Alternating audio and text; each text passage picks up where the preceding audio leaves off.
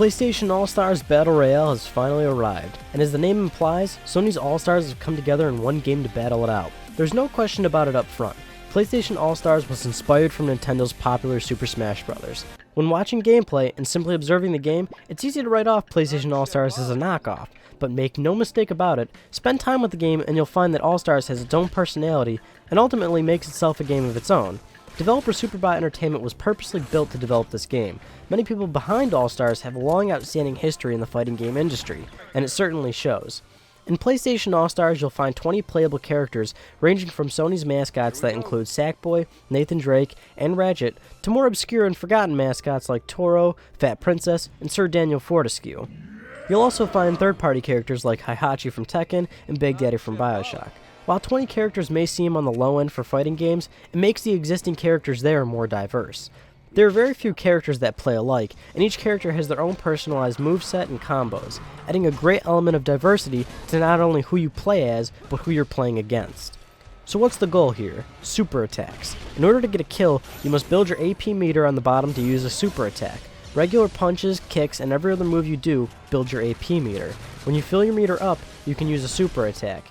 Each character has 3 levels of super attacks, each of increasing power. A level 1 super may get you a kill or 2. A level 2 super will get you upwards to 3 or 4 kills. Then there's level 3 supers, which can easily net you up to 6 kills. What makes this system so unique is how it all comes together. You have to really strategize. What works best for you? With the situation you're in, which supers should you use? Depending on who you play as, and who you're playing against, and what stage you're on, your level 2 super may suit you better than your level 1 and 3. I was constantly strategizing all these factors every match, and not many fighting games have made me consider this many elements all at once. In short, the gameplay is a blast, and it totally works. But everything isn't perfect. A fighting game needs to have character balance, and you'll find not everyone here is balanced. For the most part, everyone is balanced, and there are a variety of ways to handle each character if they're giving you a hard time. But I found Kratos to be a bit overpowered. He gains AP rather quickly through easy button mashing, and it becomes eerily frustrating as he gets his super attacks way quicker than I do, even though I've gotten more hits on him. Another noted character is Ratchet. His level 1 super is absurdly overpowered.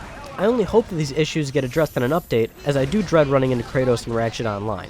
And trust me, a lot of people are using them, so it can get a little frustrating.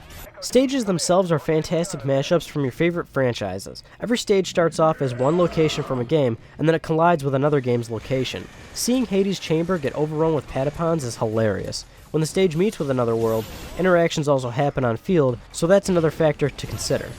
Arcade mode for each character is here, but it leaves a lot to be desired. Each character has a small scene that is just still images and voiceovers, with really no attempt at all to make a plot. After that, there's just a handful of AI fights, until you're finished. Single player in fighting games isn't really ever a big deal, but I would have liked to see more. There's a few other things you can do in All-Stars. There's combat trials for characters, and there's also a practice mode. These are both fine inclusions to hone your skill and focus on your playstyle. Tournament mode is where you'll be spending most of your time though. This is All-Stars Online mode. Each character starts at a level 1 rank. The more you play with a character, the higher they rank up. Here's where your unlockables come into play. All-Stars has no shortages of unlocks to chase. There's icons, titles, backgrounds, and more to unlock and place on your character to personalize yourself and who you represent. There's also tons of goals you can reach to earn more experience and rank up your character quicker. There's also a versus match mode you can play to customize, and here you can invite your friends, add bots, and set teams. You'll find though that there isn't much to customize. The only way to battle is free-for-all or teams. You can set a kill limit, and the usual options are there, but there isn't much to play. For those looking for a variety of modes, you won't be finding that here. It's either play as a team or don't. There's no extra bells or whistles. But what about the Vita version? You'll be happy to find that everything in the PS3 version is in the Vita version. The PS Vita version has no sacrifices whatsoever.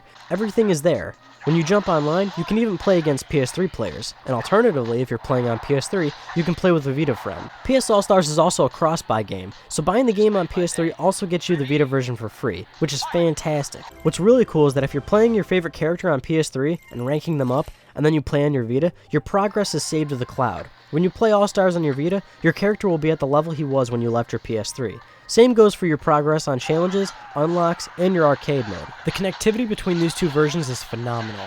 PlayStation All-Stars has made an identity for itself. It's a game made for PlayStation fans, and it hits a home run on most aspects. The PlayStation All-Stars are diverse and unique, and the super attacks makes for a compelling strategic experience.